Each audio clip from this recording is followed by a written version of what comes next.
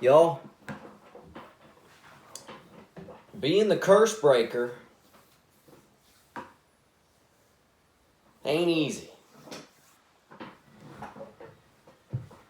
And you're not going to be loved for doing it either. I'll tell you that.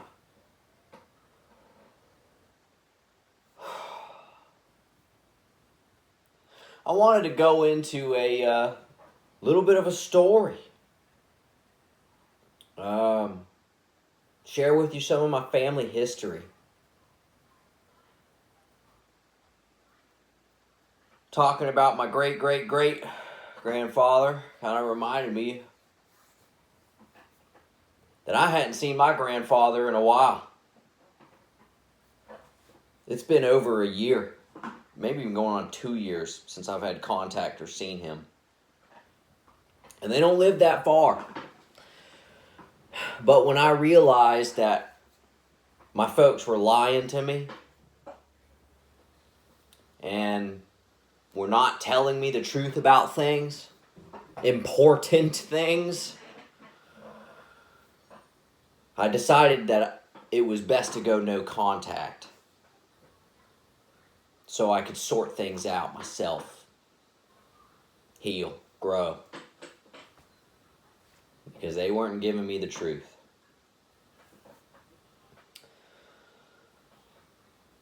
In fact, the last time I even heard about my grandfather was when my dad messaged me, said he had had some heart surgery, and that I should go visit.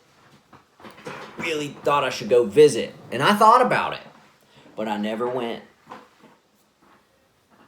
Because no one, still to this day, from my folks, have talked to me, shared anything about what memories I have, any of the stuff. In typical good old Masonic fashion, they're tight-lipped.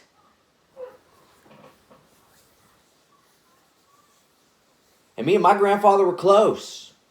Real close. We used to go fishing all the time. So many of the skills and little tricks and things that I know and have today come from him.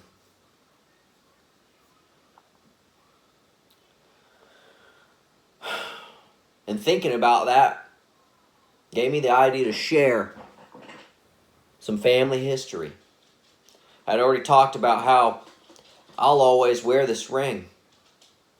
I'll always wear this ring. It's my great-great-grandfather's ring, Lot Harper. Lot was George Jacob Harper's son. That's my great-great-great-grandfather, the one that was in that book that I told you I'd found at the public library, the old Masonic membership book.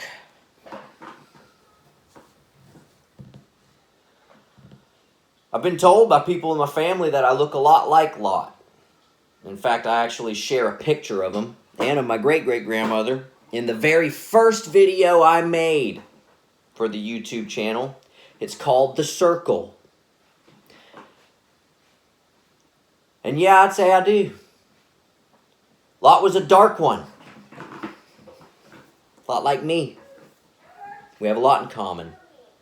He was also gifted. He was a goat. Yeah, me and my great-great-grandfather share a lot in common.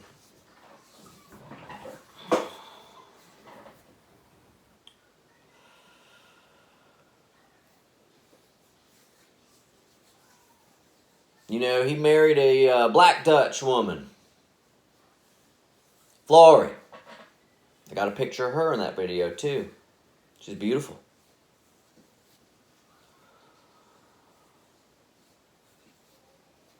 They really, just judging by the pictures, they really look like a sweet family. It's unfortunate, though, Lot doesn't have the best reputation among the family. You see, he's known being an alcoholic. He inherited the family farm, and as a result from his alcoholism, he couldn't keep it. And so he's kind of known as being a mess up by the other ones, you know. But I'm going to tell you another side of that story. One that the other folks wouldn't tell you.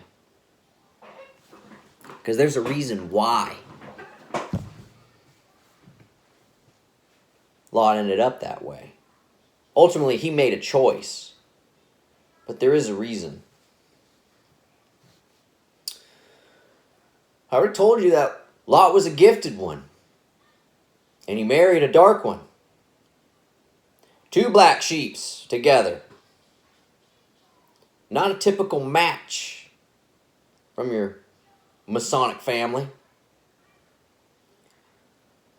They don't like that. And Lot and Florrie had a child.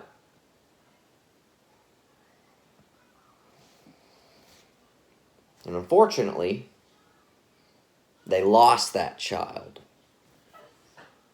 Or should I say that child was taken from them.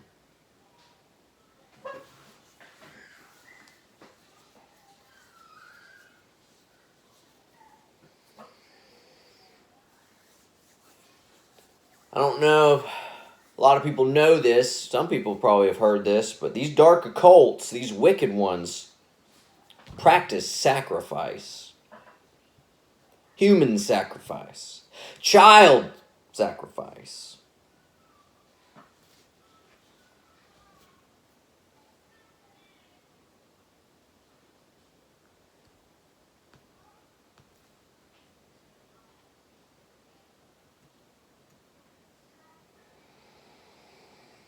And so as a result of them losing their firstborn, Lot got depressed.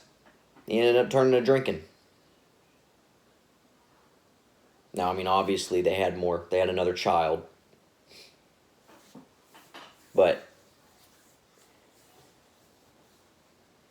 the loss of a child can sever deeply.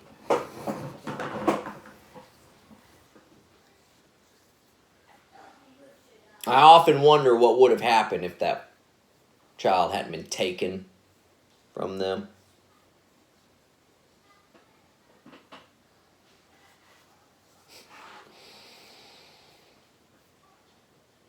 And so that's a big reason why I wear this ring. And I'll always wear this ring. It's a way that I honor my ancestors and remember the fallen ones and the ones who had to suffer.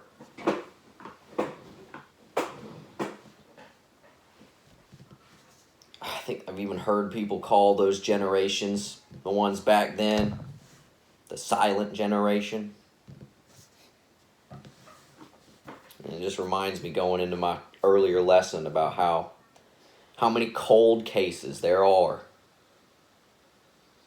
as it relates to secret society crime.